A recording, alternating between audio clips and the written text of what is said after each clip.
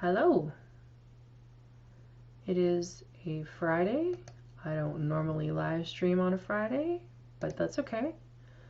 We're going to do something a little bit different today.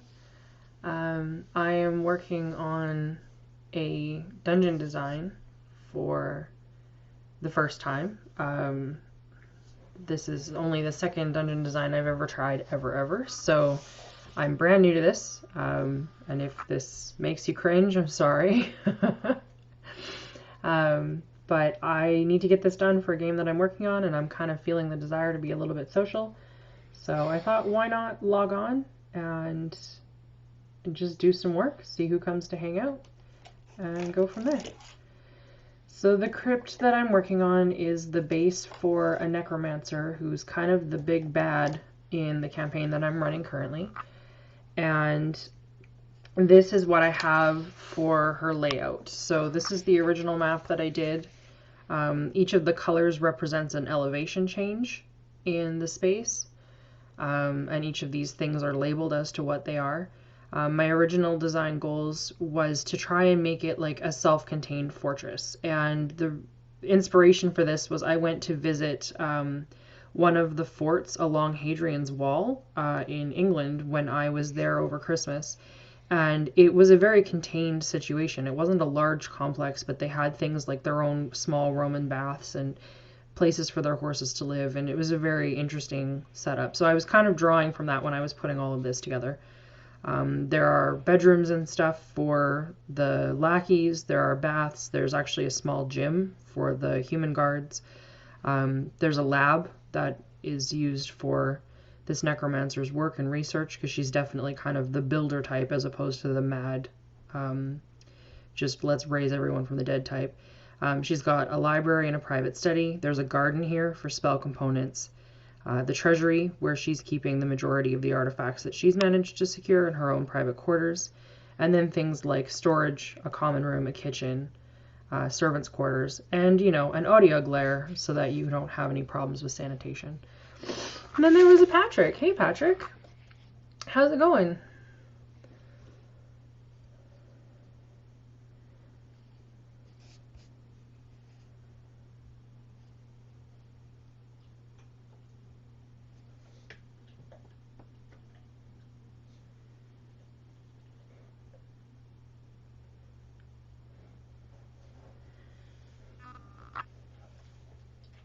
Yay, that's awesome.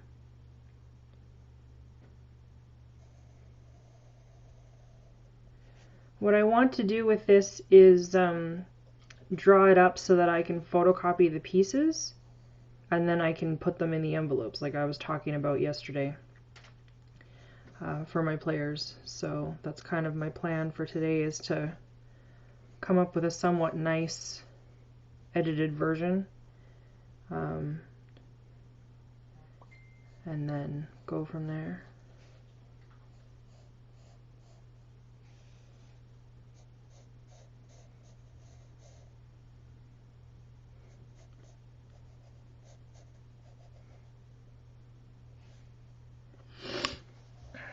Good, you gave it to him? That's awesome.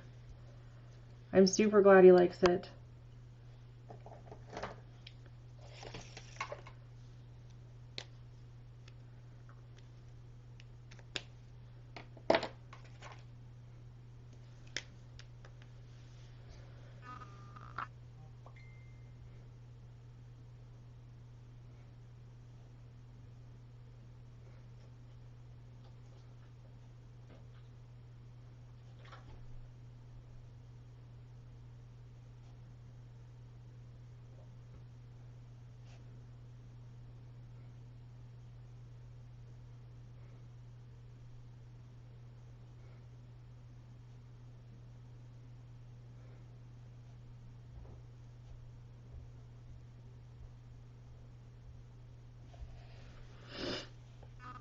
I hope you guys are in a safe enough spot that you aren't going to have to be quarantined forever.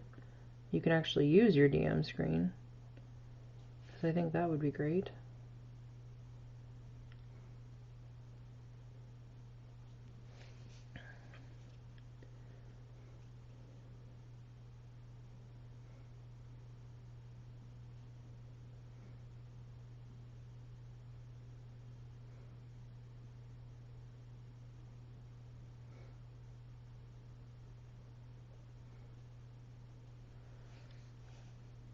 78. Oh my goodness, that sounds lovely. What are we at right now? We're at minus 17 Celsius at the moment. So, yeah. Not nearly as warm as that.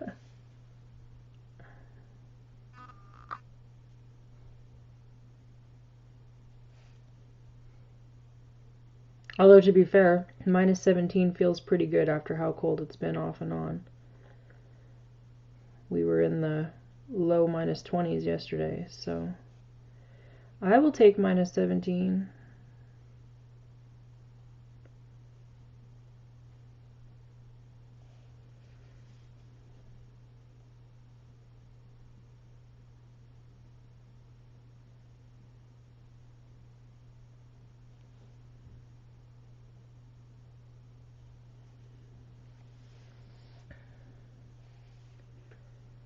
This is pretty average temperatures for us, though. Like, it's not too hot or too cold. This is pretty normal.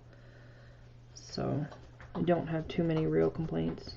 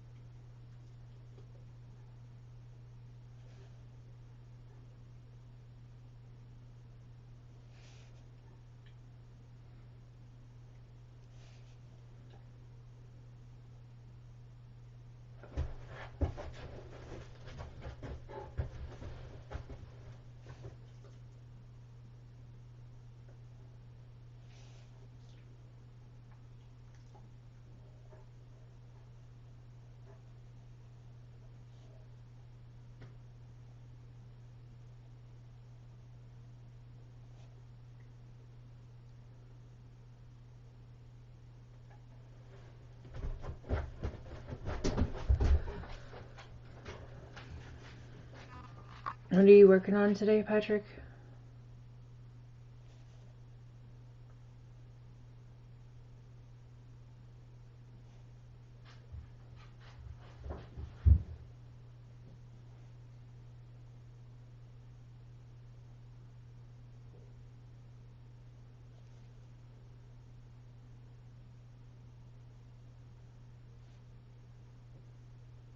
Good question.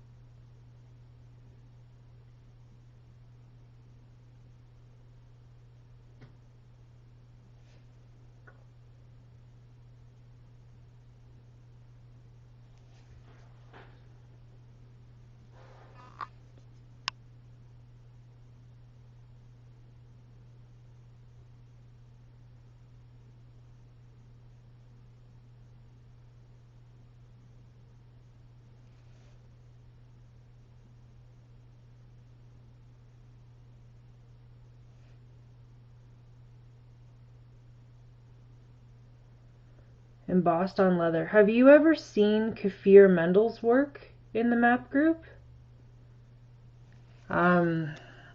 He does leather, and it's just so intense. Give me a second here. I'll grab a link to his Instagram.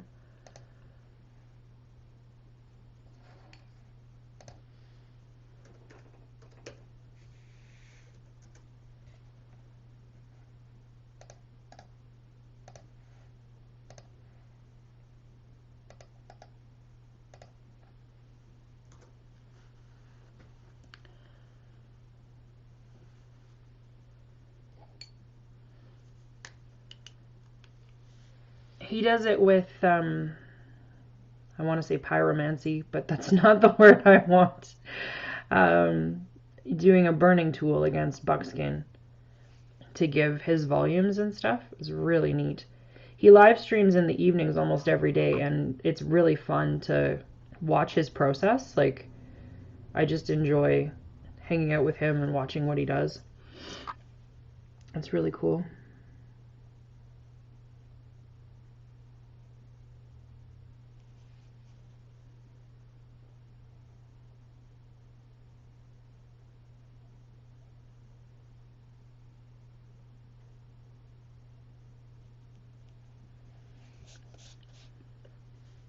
Yes, that's the word I want. Thank you for knowing what I'm trying to say.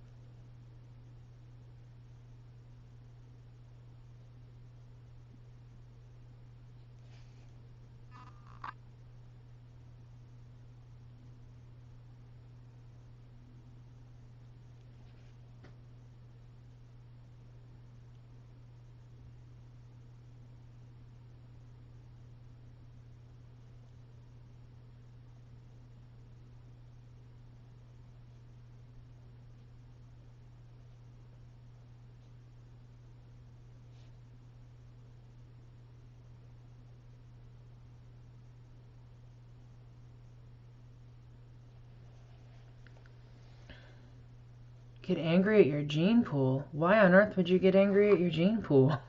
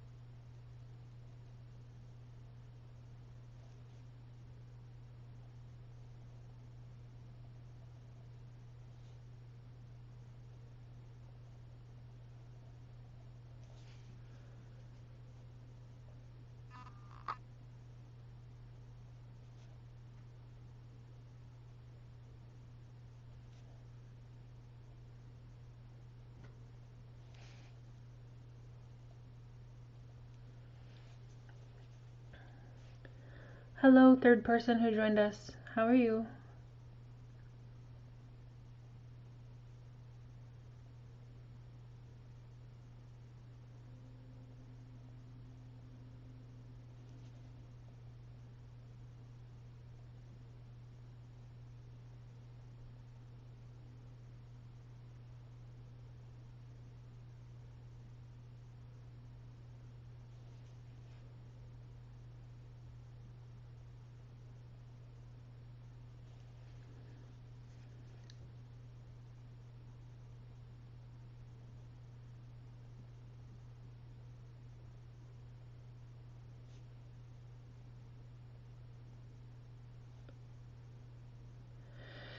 The US is floating the idea of having 1 year free of mortgage payments. I think that would be really, really smart right now. Italy has done that. They've stopped all mortgages. The Canadian government announced this morning that they're no longer requiring payments on federal student loans for the next 6 months. And they're not going to be charging interest on those loans for this 6 months either. So I thought that was particularly interesting. And that directly still impacts me because I'm still paying for my loans. So that was really something to see.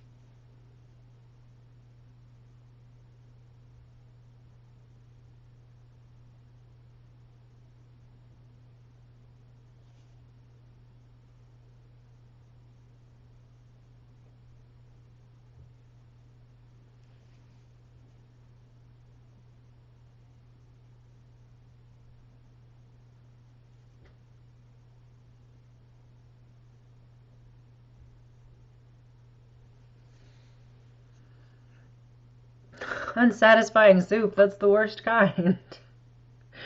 What kind is it? Is it like a flavor you just don't like? Or is it a terrible exemplar of its kind? Tell me more about your unsatisfying soup.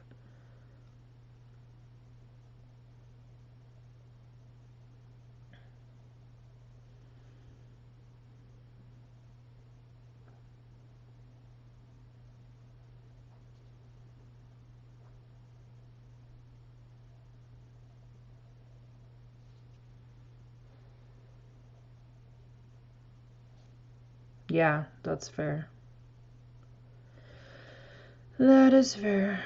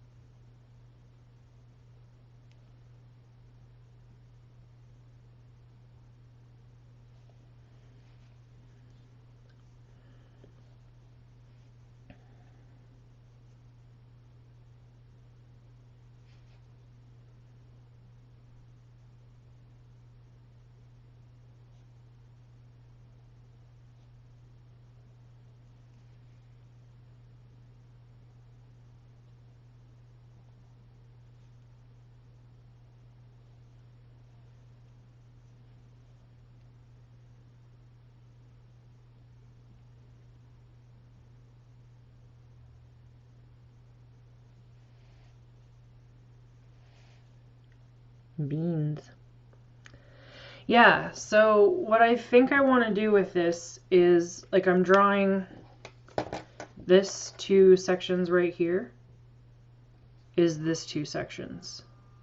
And then this 2 sections right here is this 2 sections. And what I want to do is, once I have like each of these drawn out, I'm going to cut them up. Like, I'm going to photocopy them so that I have a copy for me and then a copy for each of my players. And then I'm going to cut them up and put them in envelopes and number the envelopes. So as they decide where they're going in here, because they can teleport at this point into a few different places. So then they can decide to say they're going to teleport into the common room. I can tell them that the common room is envelope 7 or whatever, and they can open envelope 7 and pull it out and be like, okay, this is what you see. Like, this is the room that you're in. Because I'm trying to avoid them like getting the whole map at once, and then kind of that metagaming that goes along with knowing what you're going to encounter, what you're going to run into. Because you don't mean to metagame in those situations, but as soon as you have the layout of a map, you get strategic about it, right? So I'm trying to find ways to make that not a thing with the fact that we're all going to be playing via Skype and I don't play on Roll20. Hello, Miss Marla. How are you? I've never tried doing something like this before with like the kind of choose your own adventure situation. Like, this is only the second ever dungeon I've tried to do. Normally when I draw geography maps. So this is like whole new territory for me. But I'm enjoying it so far. Let's hope it continues on in that vein. But yeah, I'm thinking that it should work out okay. A stat master system. What's that, Patrick? I'm not familiar with that at all. Oh my god, that sounds incredible. What's the title? I am super into that description.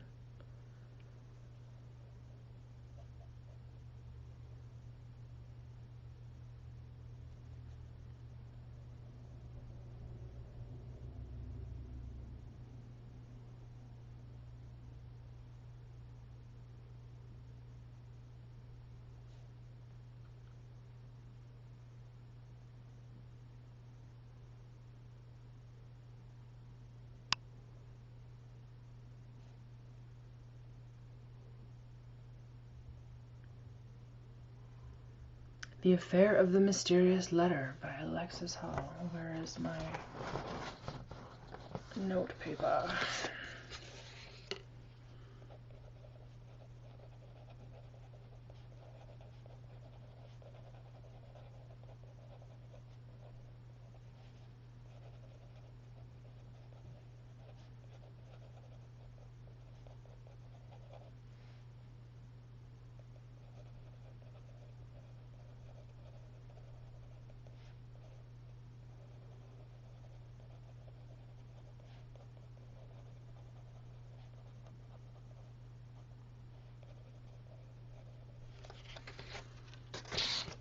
I will keep that in my pocket against future need.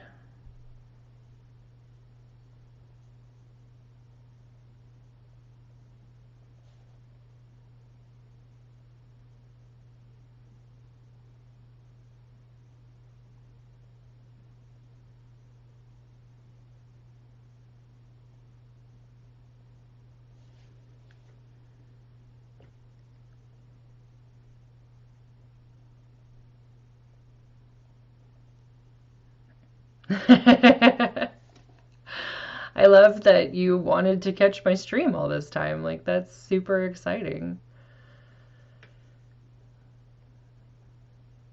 It's one of those things where, like, I know when I stream is not a super convenient time for people that are closer to my time zones. It's nice that people are off a bit more right now. Like, as much as it sucks the reason that we're all off, it's super nice to be able to connect with people that I don't normally get to hear from.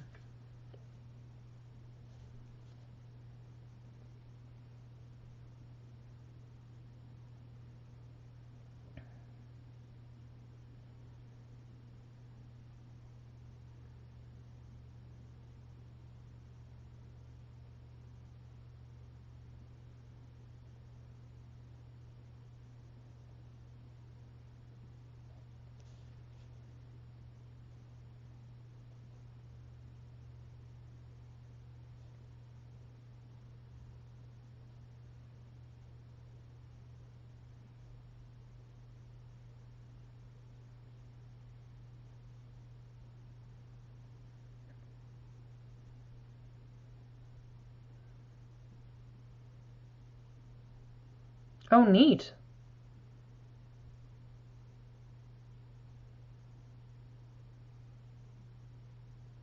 Patrick, that sounds really useful. Oh, well, I'm glad that you're still able to work. Like, that's really good. I've 3 people in my circle of friends have already been laid off because of this thing. Hopefully, they're just temporary layoffs, but it's still just such a panic. Making sure that everybody's got what they need. But yay, Friday's off. We were talking on the stream yesterday about me experimenting doing streams with some D&D, like more themed stuff in it, not just the geography maps.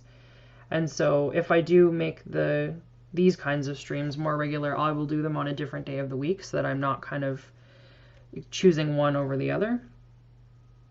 So you may see me more on Fridays. That could be a thing.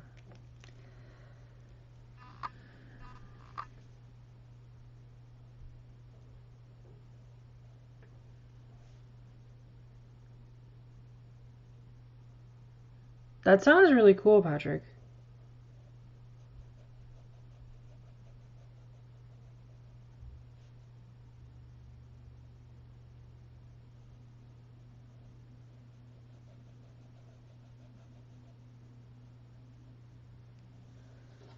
Big ol' map nerd.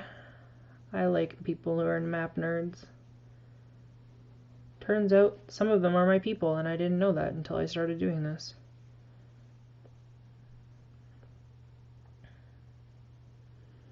So that's definitely a thing.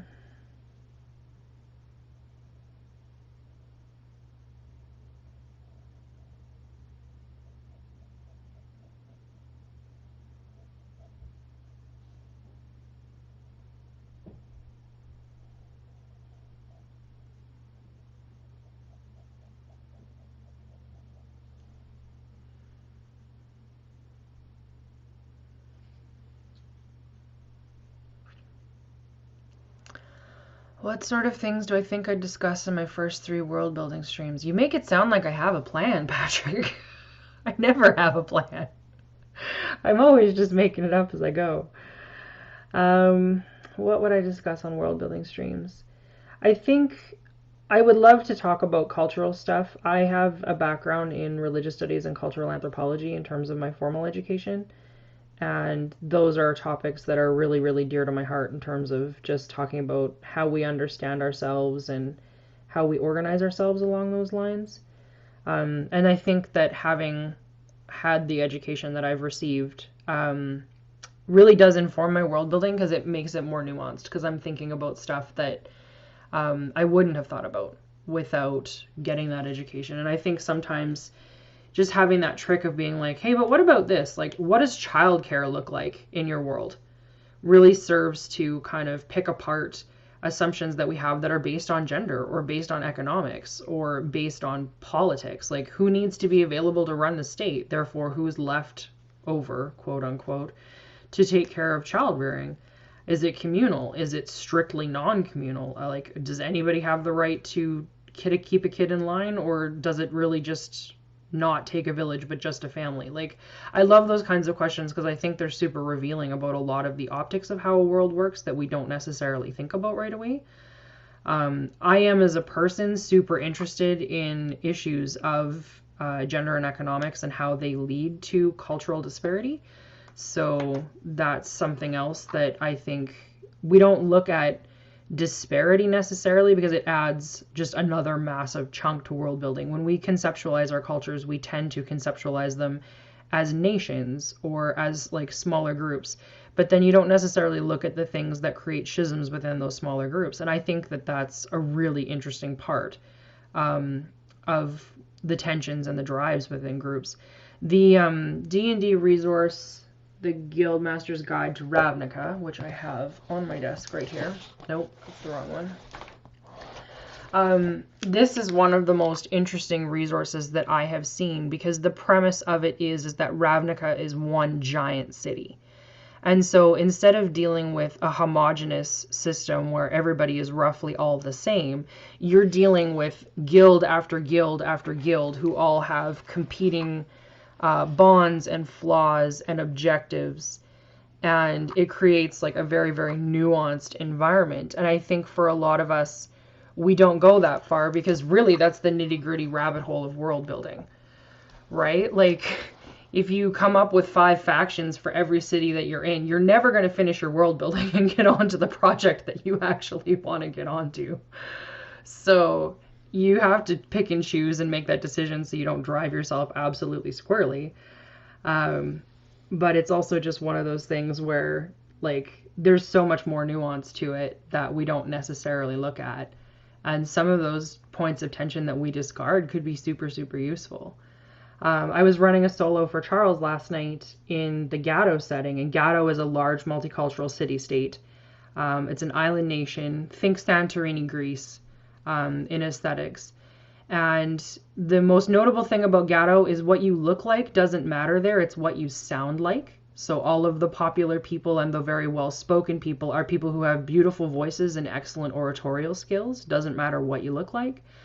And they are an island nation that has fought off other invaders successfully pretty much every year for the last 50 years. So they take their naval capacity very seriously. If you can be able-bodied and in the Navy, you are expected to be, but also the people who choose to stay home to raise kids, it's kind of like Sparta. You're seen as raising the next generation.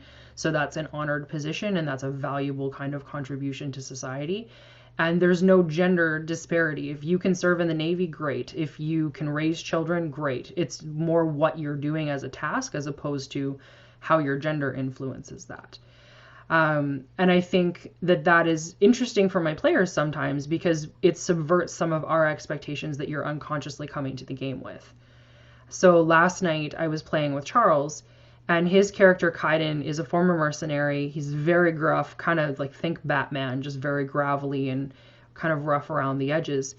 And he encountered 3 kids who were plotting their way to break into a police station to steal something back that had been taken from them. And they were like super desperate to do this. And Kaiden ended up kind of playing social worker, even though this is very, very against his character, because children are seen as a valuable part of society in this society because they could grow up to be defenders of the realm. And it was really surprising for Charles to actually turn his brain around and think in those contexts. So it was a really fun part of the role playing last night to kind of see Kaiden take on this, not paternal, because he wasn't like super, super invested in these kids, but he was more invested in them than he thought he was going to be. And I just thought that was really neat. So sorry, long ramble. You want to include somehow the dynamic day-to-day life in the Grand Library book. Yes, I get that because there's so many little stories going on. I forget what the word is. It's in another language and I cannot recall it right now, but it's the epiphany that you have when you realize that every person you meet is living the same kind of epic, fulfilling life that you are living. And I think quite often as people, we lose sight of that our lives are just as complex and nuanced as we experience them to be, but so are everyone else's. And I think as role players, that also becomes a thing because you get so focused on the process of role playing, what you need to roll, what equations you need to keep in your head for math damage or spell damage or whatever, that we lose track of the fact that other people at the table are involved in that same engrossing process. And so, again, like when you're writing people in novels or whatever, you need to make sure your characterization is balanced, that everybody is living and vibrant and breathing and doing all of that. And yeah, sorry, again, kind of lost track of my thought, but important. 2, 3, 4, 5, 6, 7, 8, 9, 10, 11, 12, 13, 14, 15, 16, 17, 18, 19, 20. So yeah, I completely get it. Like, it makes sense to me that you would want to include all of that for sure, for sure.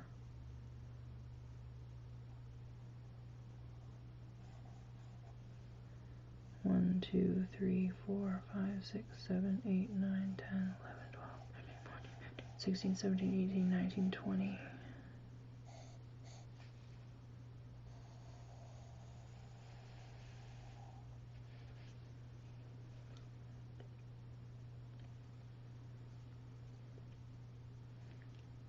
And then 1, 2.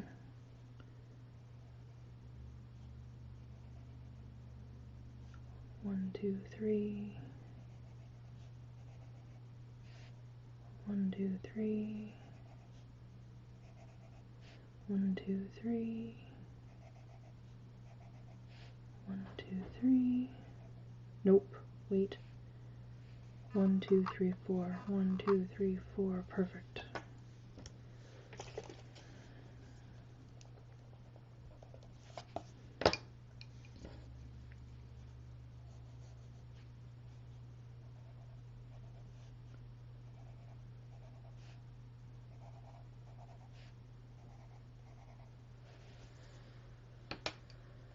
I think turn this way for now.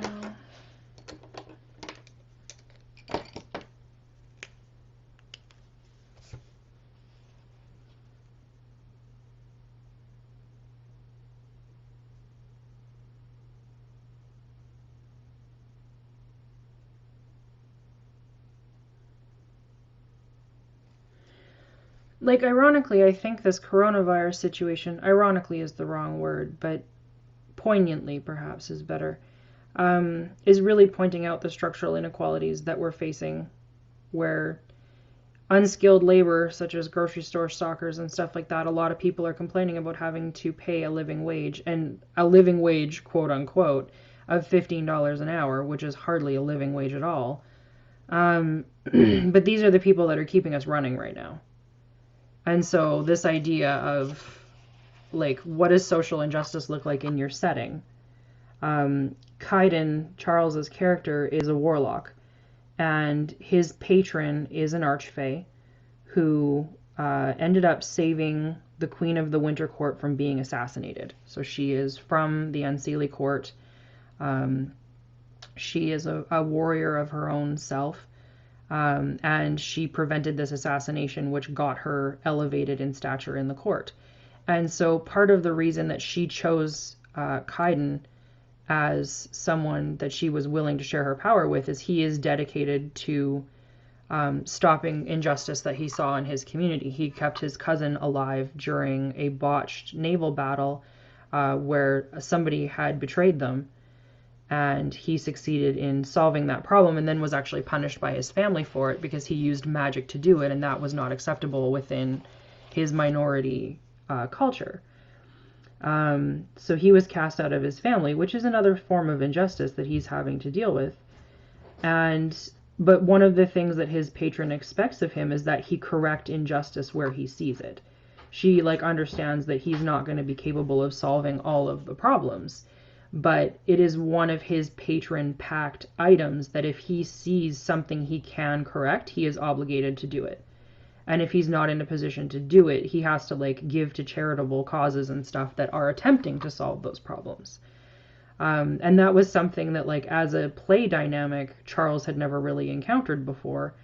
And honestly, neither had I, but I really liked incorporating it into the game because, again, it kind of changes what you're looking for in the setting. It really makes those issues of interest and of relevance because it can ultimately affect, like, where the source of your magic is coming from. And I just thought it was neat flavor. So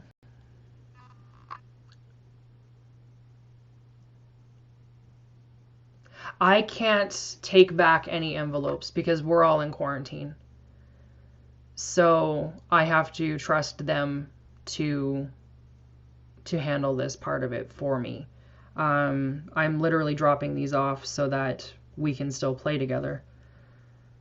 I feel like they can have whatever number of rooms they have gone through because that's just you knowing the map and memorizing the map.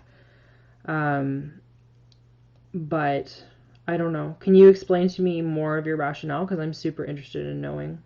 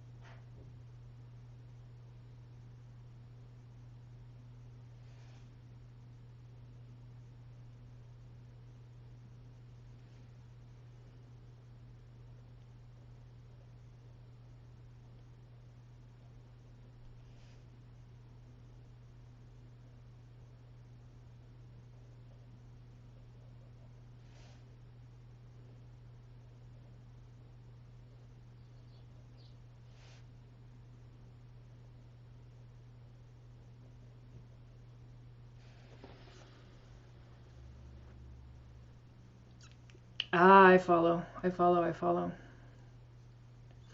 That makes sense.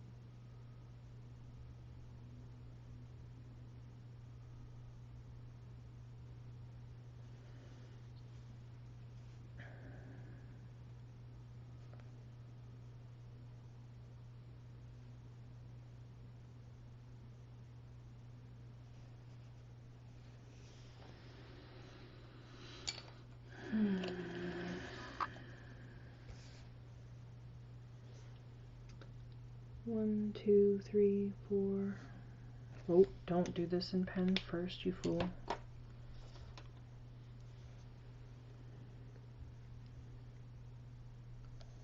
Two down, one out. One, two, three, four. Two down, one out.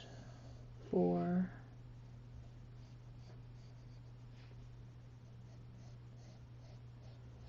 And scoop.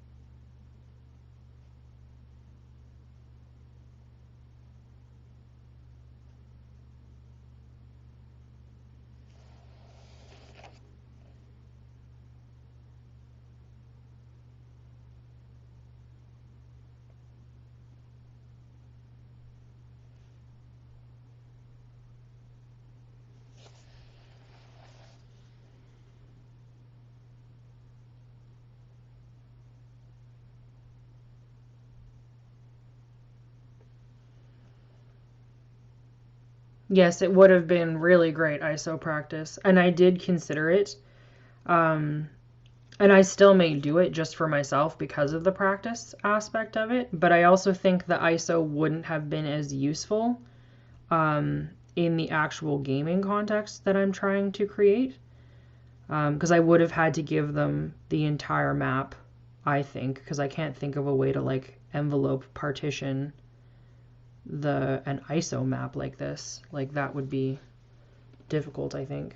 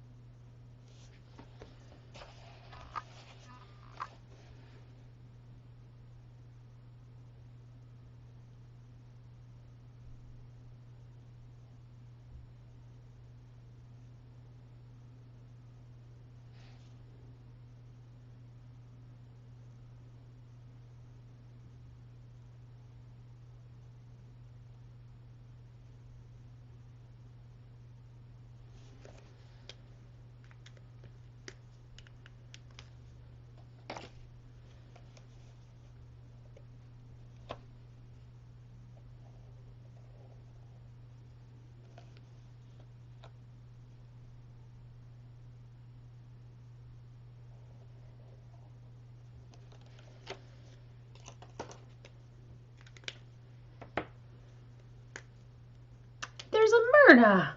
Hi, sweetheart. How are you doing? I am drawing all of the rooms that are on here. And then I am photocopying the complete set so that I have, like, I'll be able to work off of this one, but I need 2 copies of this in order to give it to them.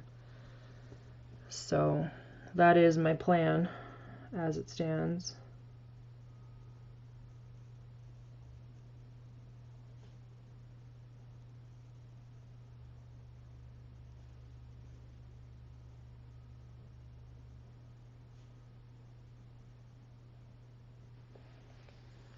You have had way too much coffee. Please don't explode. I really, really don't want the idea of you to explode to be something that I have to contend with today.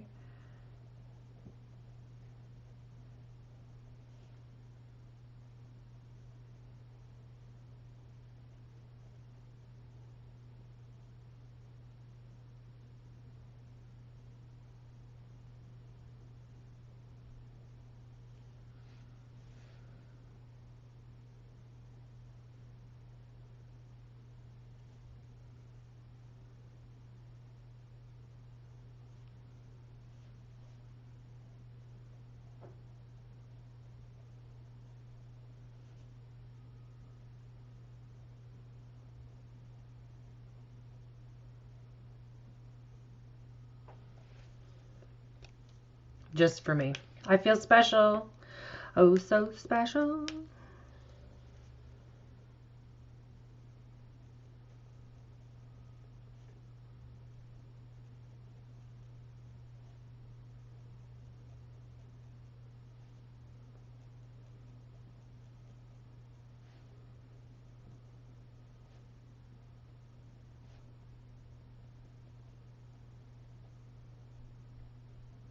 So what have you been doing with yourself so far this morning, Myrna, other than just drinking coffee?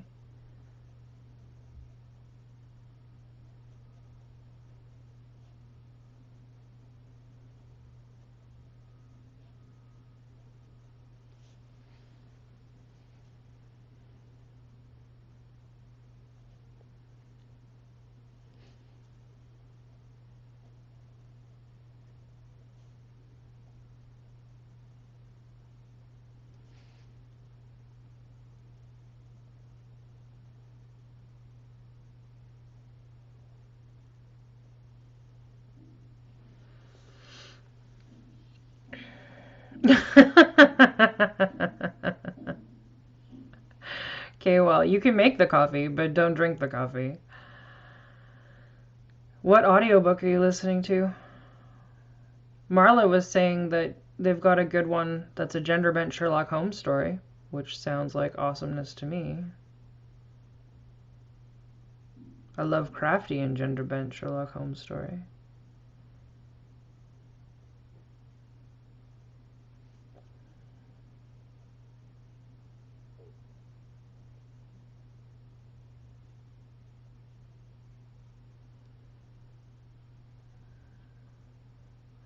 Oh boy. So what is making it awful? Because with a title like that, I am curious.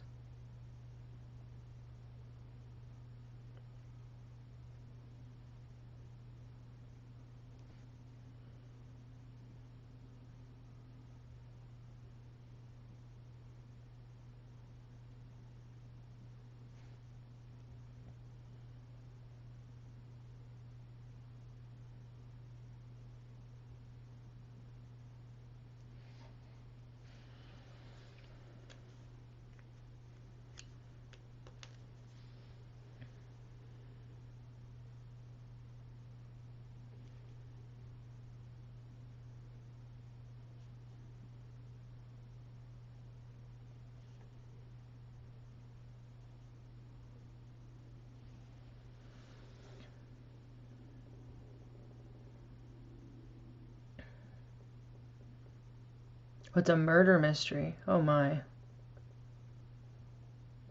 Oh boy. Ham-fisted as Wesley Crusher. Hey, that's not a ringing endorsement. It doesn't mean we love Will Wheaton any less, however. Just saying.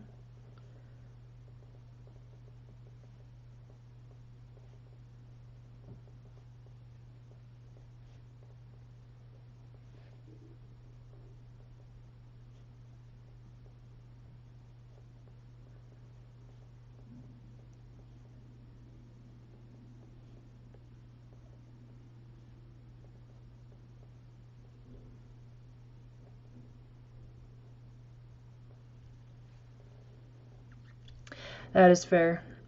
That is completely fair. I feel like that's a very wise and valuable cautionary table in this day and age. Saxon, what are you doing?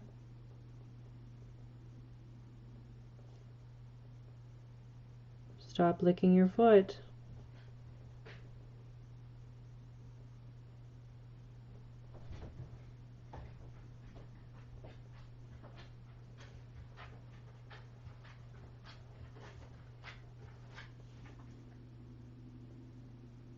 Yes, I was talking to you. Hello, puppy. You gotta leave your toes alone, buddy.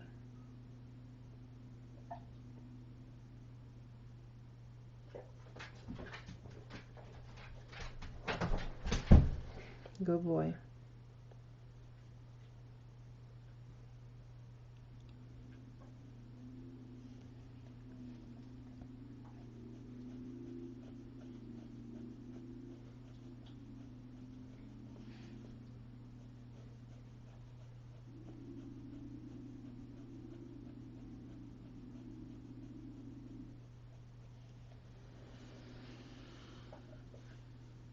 Just the one sweater. Fair enough, fair enough. Alright, time for bedrooms.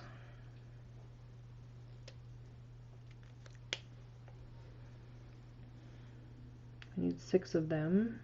3 by 1, 2, 3, 4 with a hallway. 2. 1, 1, 2, 3, 4. 2, 1, 1, 2, 3, 4.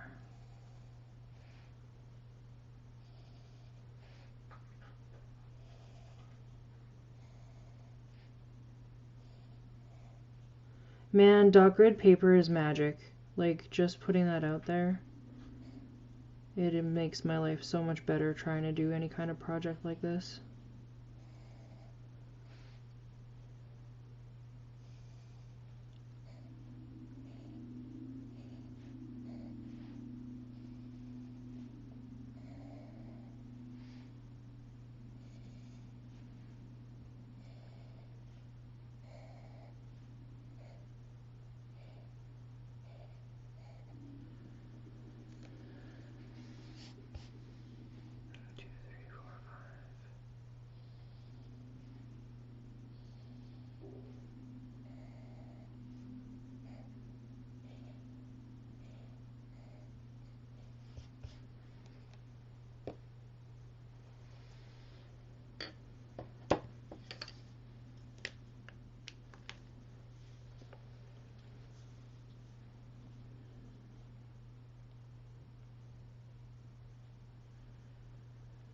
My group is meeting over Facebook Messenger, but what I'm going to do is go and drop off a little care package to each of them, because I can leave it on the doorstep. And in the care package will be the envelopes containing all of this, and also the teleportation circle. Did you see the teleportation circle, Patrick? I can't remember. See if I can reach it without disturbing my dog. No, stay there, Saxon, you're fine. So that's the teleportation circle. So they're going to get a copy of that as well. And then I'm not quite ready to give them a copy of this map, but this map is finished. So maybe at some point they're going to get this too. The difficulty is that they, like, the place where this is located is underground, so they wouldn't have seen this overland portion of the map yet. But I went out of my way to make it as, like, spooky and kooky as I could, because it's supposed to be where a necromancer is infesting all of everything. So I really like it. I think it turned out super well. I just need to be able to get it to them. So, yeah. I like your reaction, Marla. So yeah, the teleportation circle for sure. And then the map eventually. But the primary thing is going to be these, just because if they end up there, and there's no guarantee they'll end up there this session, I just think that they might, so I want to be prepared for it. Hopefully this works out the way I want it to.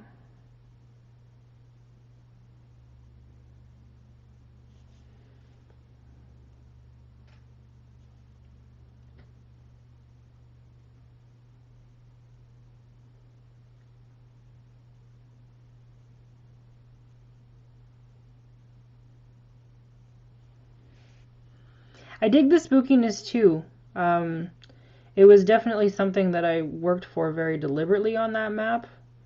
I feel like it's got quite a bit more atmosphere than most of my other maps do. My other maps are pretty clean and, like, pretty looking. This one definitely has a vibe. Pardon me. So yeah, it was fun to, like, how do I make this have a vibe? Like, how do I succeed in adding a lot of black to this geography so that it actually looks eerie and dark and kind of menacing? Swamps was a thing. I had never drawn swamps up to that point, and then Patrick gave me some great advice on doing it, and we got there in the end. It was great.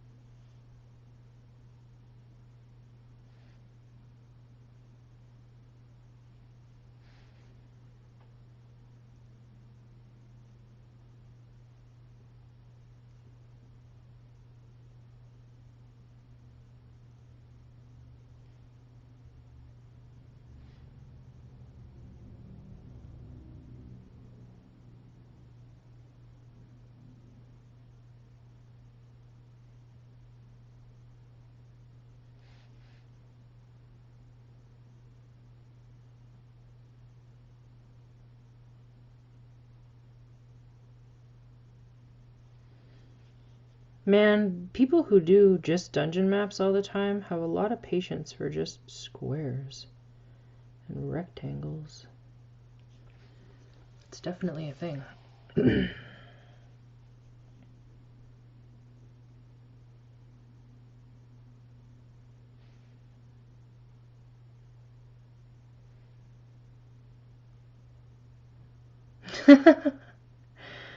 I woke up super early this morning and just my anxiety was kind of already in full swing when I woke up. I don't know if I was having a bad dream or what. But I was like, how can I see people's faces? I feel like seeing people's faces is going to be super important for me this morning. So I put out the call and was like, hi guys, let's have coffee together. And it helped. Like, I felt so much better seeing these pictures show up on my thread. And it was really interesting to me who responded. Like, I got photos from people that don't even normally comment on my stuff.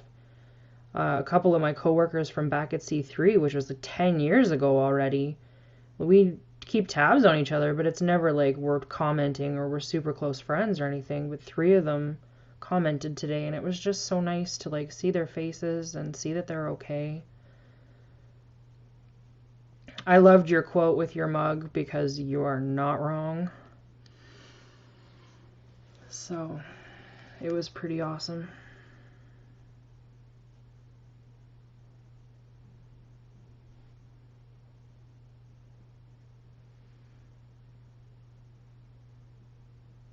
Did you count them, Patrick?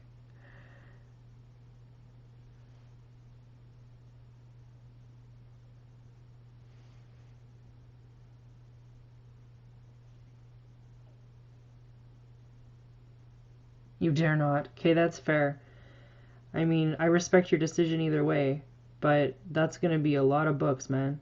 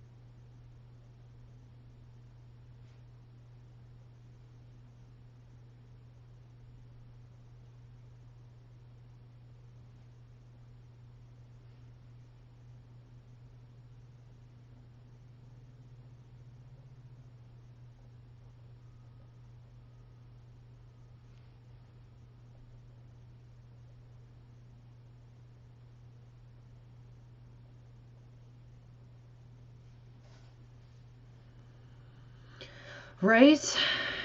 Like, I feel like I should kind of give in and learn some of the mapping programs because I think it would make certain kinds of maps that I want for my games much faster and easier.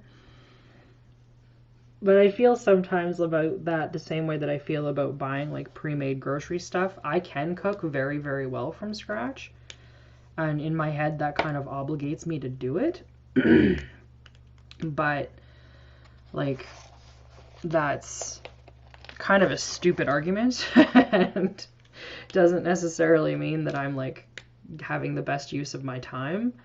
So trying to get around that part in my head and be like, come on now, be a little more rational. That would be good.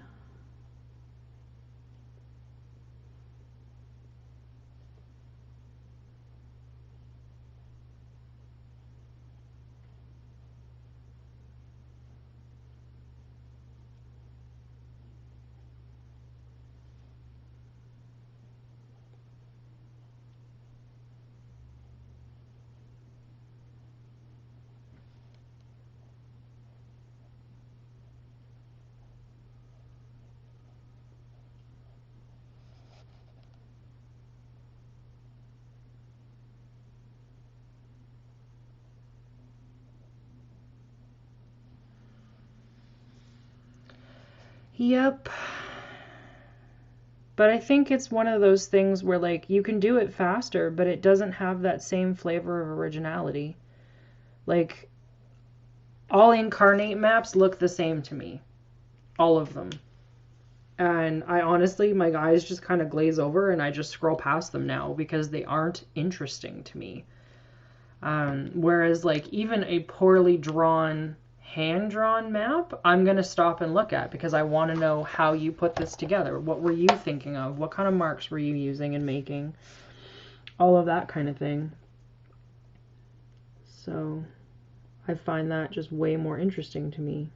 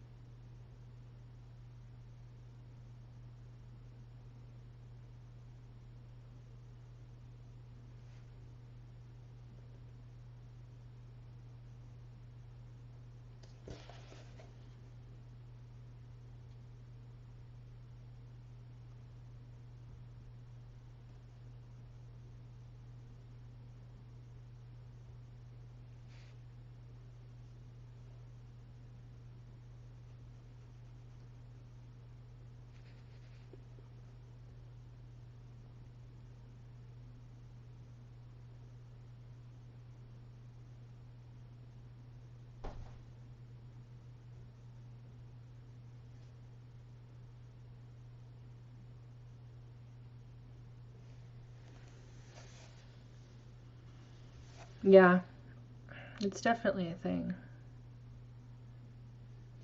I think we get the accomplishment the same out of doing hand-drawn maps, right? It's just a matter of, like, what do you have time for? Because you may not have time for whatever it is that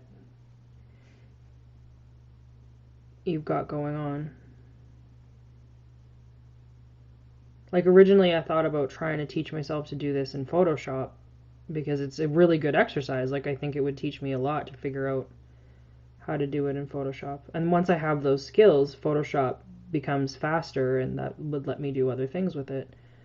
But I need this sooner than what I think teaching myself to do it in Photoshop will give me, hence doing it by hand. Because hand, at least I know how to do this. So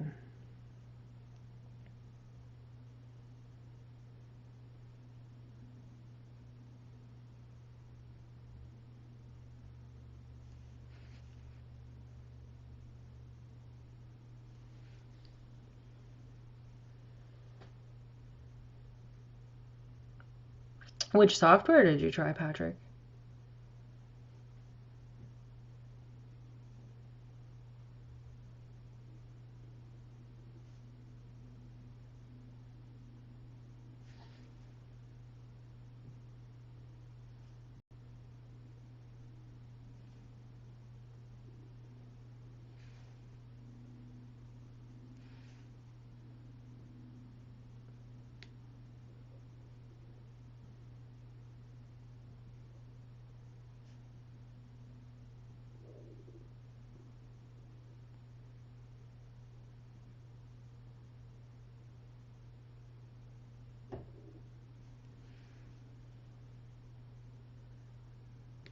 I think it depends. I've seen some really, really fabulous work done in, like, on a Cintiq in Photoshop or on an iPad in Procreate. Like, I think it really depends, like, if you're using an actual art tool or if you're using, like, a pre-gen tool. And I still think there's, like, a very valuable place for the pre-gen tools. I just think you are going to compromise at that point on, like, your originality. Your work is going to look like other people's because you're using the same assets. And that's part of the reason why, like, I have been approached by so many people. Can we turn your stuff into assets? No, you can't, actually. I am quite stubborn about that. I do not want my art style out there to be commonplace. I work really hard on it, and I have zero interest in it becoming the next incarnate style just because a lot of people like it. And maybe that makes me selfish, I don't know. But it's definitely something like I have been approached and I have refused. It's happened like 3 times now.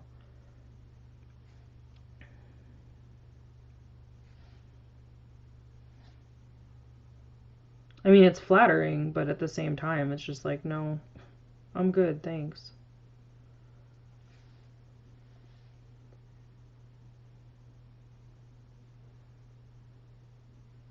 Campaign cartographer, yeah. I use hexographer actually for doing like the hex crawl planning portion of my game. I find it super useful to do it that way. I like that you're looking for your own style though. Like I find finding a style to be one of the hardest things about doing any kind of art. Um, I think like I know a bit about what my style looks like just that's been informed from years and years of drawing things that were not maps. Like I prefer ink, I prefer kind of a weird hybrid of like realism and cartoon like comic book style inking. Um, but that's all stuff that I picked up from elsewhere and just kind of imported into the map making. So,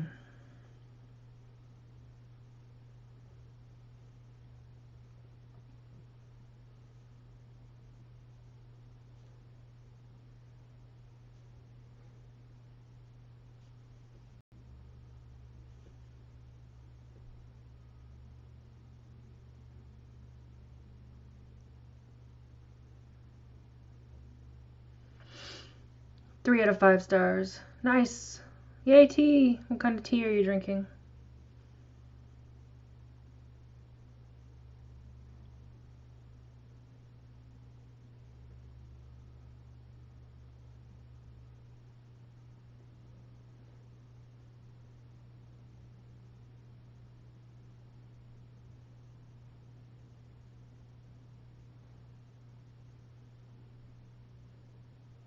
I don't drink beer, but sometimes I'm just like, yes, I would like a drink right now. That's a thing.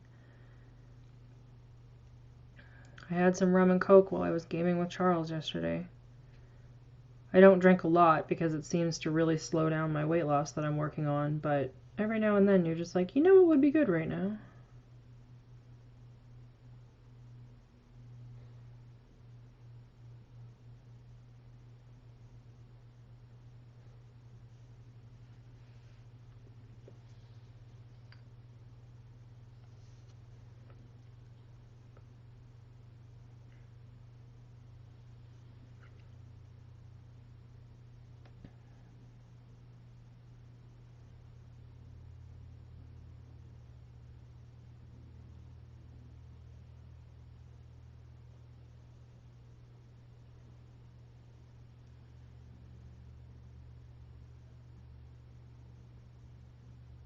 Nice. I was in the UK for the first, not the first time for me in London, but I went to Scotland for the first time in December. How was your trip? Did you have a good time?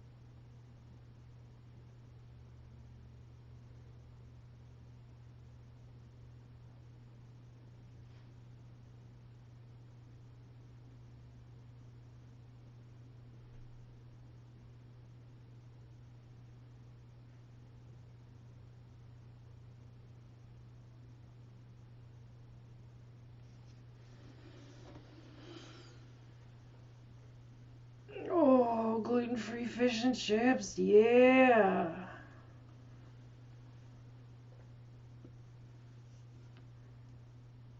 That's awesome, Marla. I'm so glad you had such a good time. We drove. We rented a car in London. Oh my God. And over the course of 2 weeks, drove 2,100 miles. And that was so incredibly stressful for me because I had never ever experienced being on the opposite side of the road with a right-hand drive car. Dave was driving, thank God, because there's no way I could have done it. But the car rental place that we rented from was literally within sight of the London Eye. So we were downtown. And just trying to get out of downtown was bananas. It was so stressful. But yeah, we're looking forward to doing some driving the next time we go. But we're planning on going up to Dorney in Scotland, which is where the Eileen Bright Castle is, and just staging out of there. So we have friends who are in Paisley, so we can fly into Glasgow. Paisley is like 15 minutes from Glasgow. We can pick them up and just go north. And that was super good. Yeah, I totally was the navigator too. Like, it was my job to be like, you need the 6th exit because there's so many roundabouts, right? Like, roundabouts everywhere in the UK. And like, sometimes it's really obvious which is an exit, and other times it's really not. And you're like, no, you need this one. Like, go now. So that was really intense. Really, really intense. Um, I think I would do it again in Scotland because there's just way less volume of traffic in Scotland. So even though the roads are narrower, I felt like we were just less taking our lives in our hands. But like, oh man, I would never ever drive in downtown London again if I could avoid it. No way. Hard pass. I loved it though. It gave us a lot of freedom to just go places. And Dave and I, like, we did some of Hadrian's Wall. We did just strange stops kind of all over the place. We drove past Stonehenge. Dave found a back road that took us within like a couple 100 feet of it, so I got a blurry through my car window photo. We saw 2 of the white horses, which was really great. Yeah, we didn't do a lot of like city tourism, didn't see very many cathedrals or anything. That's something that I'd like to do more of when we go back to Scotland. But yeah, it was, yeah, for sure. Ooh, an hour-long cliffs? That sounds amazing.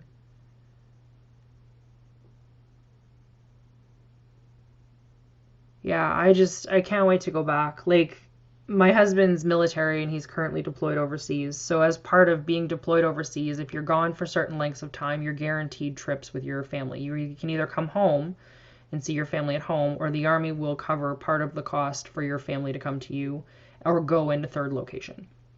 And so that was how I got to go over in December, was what's called an HLTA. Don't ask me what the acronym stands for, I don't know. And then because Dave is gone for just about a year, we were going to get a second HLTA, which should have been at the beginning of April. But now with all of this novel coronavirus, oh my God, coronavirus, K-words, that's been canceled. So I don't know when we're going to be able to go back, but I'm stoked about the opportunity to go back because we had such a great time. Dunatar Castle if we're north of Edinburgh. Yeah, I think like we were in Edinburgh for a day. We walked up to the castle but didn't go inside. I think we're basically just going to make a list of places that we want to go and see how many we can knock off. The cave where the bunny fight was in Monty Python and the Holy Grail, where the Black Beast of R gave the animator a sudden heart attack, is 3 hours from Dorney driving. And I thought it would be super amazing to go to this cave and get our picture taken there because I have a plushie of the Black Beast of R with all the eyes. And if you pull the little zip cord in his mouth, he roars. And it would be super great to have a picture of him coming out of the cave. Because I'm a nerd. And I think that that would just delight my heart every time I looked at it. So, yeah. Castles, Black Beast of Arg, eat all the food. Super stoked about this. Super duper stoked. Well, my darlings, it's been about an hour and a half, and I think I need another cup of coffee because Myrna's got me stoked for one. I do need a holy hand grenade. I could probably buy one before we go now. I think we have enough time. But yeah, I think that I am going to sign off for now. Thank you for coming and hanging out with me. This was really lovely. And hopefully it wasn't like super boring. So if we do it again, come hang out with me. I will post pictures, of course, on the Facebook page and the Instagram and probably the mapping group. And yeah, if you care to keep up on it, you definitely can. So have fun, Marla. Enjoy the rest of your day off and your tea. And we'll see you guys later. What day will I what? What day will I what, Patrick? Do the world building. Probably next week. I have to like format some notes and think about what I want to say because this needs to be a little more structured. But I will post when I'm gonna do it. Let's aim for Tuesday. Wait, Tuesday morning is no good for me. I have an appointment Tuesday morning. Let's aim for Wednesday. And we'll do the thing. Bye, Marla. Have a good one. Bye, Myrna, if you're still around. Otherwise, if we've got a couple lurkers that weren't signed in, hey guys, thank you so much for hanging out. And yeah, follow me on Facebook if you want other updates as to when I'm doing this again. So I'll catch you guys later. Take it easy.